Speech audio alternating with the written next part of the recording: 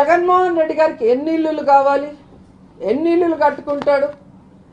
అసలు నువ్వవతివే నాకు అర్థం కావట్లేదు. రోజా అరకే రోజా నీకు తమిళనాడులోనే ఇజ్జత్ లేదు, నీకెందుకు? ఉం? ఇంకా వారం 10 రోజులు పోతే జైల్లో పోతావు. అవసరమా నీకు? ఉం?